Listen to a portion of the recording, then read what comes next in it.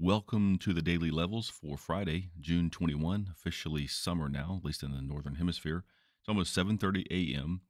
Levels kind of spread apart. I have more levels below. I left the zone from the we've been looking at up here. If they get back up there, they're kind of been, I wouldn't call them weak necessarily, but we've also talked about they're kind of on the knife's edge. Things can happen. I guess maybe uncertainty is the right word. And at 9:45 a.m., there is a PMI numbers release. Yep, 9:45 a.m. Eastern. That could be the catalyst for some bigger movement because the market, of course, is open at that point, and that's when I like to start taking trades. So I'm going to be kind of cautious. And they already came down to 544. Remember, we had 544 on the board yesterday. In the pre-market, they've bounced from that pretty strong. Relatively speaking, they're at 545.23. They're above this new zone here. So 544 is in the middle. And like I said, there's other levels which we can identify in real time as needed if they move pretty hard and pretty fast in either direction, especially down. I'm just going to be a spectator most likely. But we'll come back to this chart after the market closes, take a look at all the trades taken, if there were any. There's a chance I may not even be able to record today. I'll just kind of keep an eye on things and may or may not trade. But it depends on some other factors because we've got some other things going on at the office that will keep me busy this morning at least. But we'll take a look at whatever happened this evening and talk about it then. Thanks and see you then. It's now almost 5 o'clock p.m. And as it turned out, I really wasn't much of a spectator today as I thought I would be. I didn't really look at the market until around 1 o'clock or so. I know it was coming down into this zone. Kind of looked at it for the first time. I was away from my computer, busy with other things. No recording, no trades. We'll talk about what could have happened if you were playing by the rules, but I was tempted for maybe a second to take a trade, a long trade, thinking they would bounce off this zone because they'd gotten above it. But this was just me looking at it without really analyzing much else. I'm glad I didn't because there was really no conviction today. And we'll look at some larger time frames, talk about what they might be doing next week. But let's just kind of get in here a little closer to show you what would have happened if you were just treating these levels independently and playing by the rules. So here's the zone. Obviously, that's what they messed around with all day long. So after 9:45, I don't want to grab that. That's the mark of the end of yesterday. So after 9:45 this morning, they closed. The closing candle of that was 543.87. So they were below this zone. So the idea is you would sell if they got up into this zone for short position to go lower. And they went lower a little. I mean, you would have had a base hit. I'll just show you here. Let's just put a reference line here on the chart of 40 cents, which is 543.59. And what would you have done? Well, you would have sold at the bottom of this zone at 543.99 when they hit it, which was right here a few minutes later. And with the intention, the expectation they could go higher, and you would add to that position. Well, they end up falling pretty quickly. So you definitely would have had more than a base hit early on. And then the rest of the day, there's no telling what you could have done. I mean, these levels independently of each other were important, and the levels as a zone were important. But to me, there really wasn't any more trades. But like I said, I'm just looking at this kind of for the first time, analyzing it now after not really doing anything with it today. So I don't know if anyone used these levels for trades. You could have gotten one probably, just a simple base hit on a short position here, and then the rest of the day it was more like bounces for long positions if you wanted to play ping pong. But I don't like to deviate from my rules because I don't know what's going to happen necessarily after the first time a level is hit. And today was just a slow day, not much conviction. Like I said, let's take a look at larger time frames because today's the end of the week and we have this one more week, and I just want to point something out of what I'm thinking might. Just a quick look at the daily chart. So they gapped lower, closed below, but they're above all the moving averages, and they closed. They're still above the bottom of this kind of breakup candle here, just kind of stair stepping up. So nothing really bearish about this yet. I mean, yeah, they got below some moving averages on some shorter time frames, but they can go lower and still have a bounce for a push higher. But could they be rolling over? Well, that can happen in the next week, and the next week is what I want to look at. Because while we had a close of what you could kind of call maybe like a little bit of a tail candle, but it was very low volume. There wasn't a lot going on this week. And the timing's right for a rollover. I mean, we had this little doji candle here. Also, the timing's pretty correct. It was like, 1, 2, 3, 4, 5, 6th week up.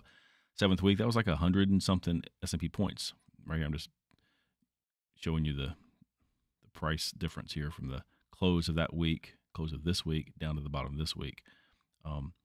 And so it wasn't too surprising, but it was that they rolled over and had a little bit of a pullback, but that was on really low volume. So yeah, they could do something similar, but we have one more week in the month. And to me, that's important because you have a couple runs here. First of all, this run from all the way back is October of 2022. This run all the way up to where they're at now, the timing it's taken them to get there, and this run from the bottom of this year, which is October 23 to here. So both of this kind of, just in terms of timing alone on this monthly chart, is important. So let's just say there's nothing going on here. I mean, they're obviously very far, above the moving averages, removed from this 20 period, which, they typically don't get too far away from it before they pull back at some point. So it feels like the timing's right. I mean, yeah, it's more than a gut feeling. It's more about timing. There's really not math. Well, I shouldn't say that. There is, because they've hit some important levels based on some other larger time frame ways that I calculate levels. We've already talked about that they've kind of stalled out at. But let's just say we have one more week. I'm not saying it's going to happen, but if it were to happen, where you'd get like a bunch of maybe panic selling and price would get pushed all the way down to where they opened at the beginning of this month of June, so somewhere around 529. So like this level here. If they did that and closed the month with this big old fat doji candle or a tail candle of some sort, depends on what it looks like, and volume picks up, well, that's what you'd need to see to give some type of clue, a bigger clue on the longer term, that they're going to roll over for a while, like, maybe several weeks or another month or so, like they've done other times. I mean, this was a several month move here, kind of out of the blue, but there's probably reasons at the place. But anyway, just pointing out where we're at, one more week for this month and quarter to finish, and where they're at. They've hit 550, spiked above it a little bit, and that's important. Was that the destination? Doesn't seem like they'd make it that easy. They could go higher. I mean, there are a lot of things that happen. It's hard to imagine that next week they would even go shoot higher above 550. I say to 560 something or 557.80.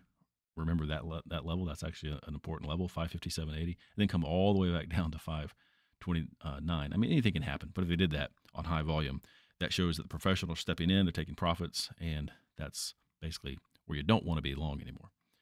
But that's only if that happens. We'll wait to see next week and just play each day at a time, or take each day at a time, because I'm only really interested in these intraday trades, which tend to work more often than not. As evidence as how these levels were important today, even on a kind of a slow, meandering day, they were still important. So, and I hope anyone who took these trades made some money today. I didn't take any trades, but I like to play it safe than sorry. Also, I don't probably mention this, that this spike here. So 9:45, remember there was this data release, some type of PMI, I can't remember what it was exactly. And that probably was why they dropped pretty far down. So they would have been, if you'd been, well, you wouldn't have been in the money here. It would have been after they hit the bottom of this level. But let's just say I was waiting with an order to go short at 543.99, and I saw this happen. It got way down here in the red. I don't know. I'd be a little hesitant, but anyway, playing by the rules, this would be the zone for a larger move down, and that did happen, at least for part of the day, part of the morning, just for a little while. Anyway, repeating myself already, but that was the non-trade today.